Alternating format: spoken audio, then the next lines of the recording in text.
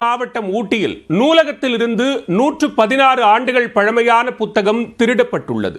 புத்தகத்தை திருடி இன்ஸ்டாகிராமில் விற்க முயன்றவர் யார்? புத்தக திருடனின் பின்னணி என்ன? நீலகிரி மாவட்டம் ஊட்டியில் உள்ள மாவட்ட ஆட்சியர் அலுவலகம் அருகில் நூற்றாண்டு பழமை வாய்ந்த நீலகிரி நூலகம் அமைந்துள்ளது. ஆங்கிலேயர் காலத்தில் கட்டப்பட்ட பிரம்மாண்டமான இந்த நூலகத்தில் பழமை வாய்ந்த அரிய நூல்களை பராமரித்து வருகின்றனர். தனியார் கட்டுப்பாட்டில் இயங்கும் இந்த நூலகத்தில் நீலகிரி மட்டுமல்லாது பல்வேறு பகுதிகளைச் சேர்ந்த வாசகர்களும் உறுப்பினர்களாக உள்ளனர். லண்டனில் அச்சடிக்கப்பட்ட ஆங்கில நூல்களும் இங்கு அதிக அளவில் உள்ளன. கடந்த அக்டோபர் மாதம் இந்த நூலகத்தில் இலக்கிய திருவிழா நடைபெற்றது. விழாவின் ஒரு பகுதியாக புத்தக கண்காட்சியும் நடத்தியிருக்கிறார்கள். விழா நிறைவடைந்த பின்னர் நூல்கள் அனைத்தும் சரியாக உள்ளனவா என்பதை பரிசோதனை செய்யும் பணியில் நூலக நிர்வாகிகள் ஈடுபட்டுள்ளனர். அப்போது அந்த நூலகத்தில் பராமரிக்கப்பட்டு வந்த த பைரேட்ஸ் ஆஃப் மலபார் என்ற புத்தகத்தை காணவில்லை.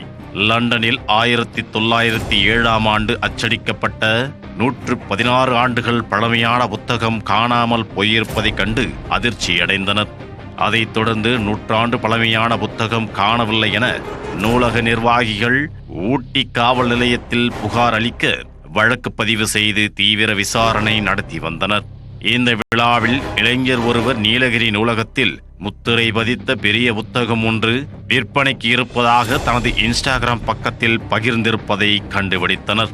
சம்பந்தப்பட்ட இளைஞர் பெங்களூரில் இருப்பதை உறுதி செய்த போலீசார் உடனடியாக விரைந்து சென்று அவரை கைது செய்து ஊட்டி அழைத்து வந்தனர். விசாரணையில் அவர் பெங்களூரைச் சேர்ந்த கதித்ரா தேப்நாத் என்பது தெரிய வந்தது. அவரிடமிருந்து புத்தகத்தை பறிமுதல் செய்த போலீசார் அதை பாதுகாப்பாக வைத்துள்ளனர். இளைஞரின் அறையில் சோதனை செய்தபோது மும்பை, பெங்களூரு உள்ளிட்ட முக்கிய நகரங்களில் உள்ள நூலகங்களில் இருந்து திருடப்பட்ட ஏராளமான புத்தகங்கள் இருந்தன. பழமையான புத்தகங்களை திருடி அவற்றை விற்பனை செய்வதை தேப்நாத் தொழிலாக கொண்டிருப்பது விசாரணையில் தெரிய வந்துள்ளது.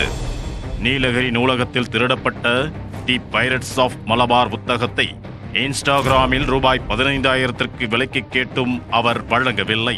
முதல் விலை கேட்பவர்களுக்கு வழங்கப்படும் என்று தேப்நாத் தெரிவித்திருக்கிறார். தேப்நாத்தை கைது செய்த போலீசார் அவரை சிறையில் அடைத்தனர். இதுபோல புத்தக திருடனை கைது செய்வது இதுவே முதல் முறை என்று போலீசார் தெரிவித்துள்ளனர்.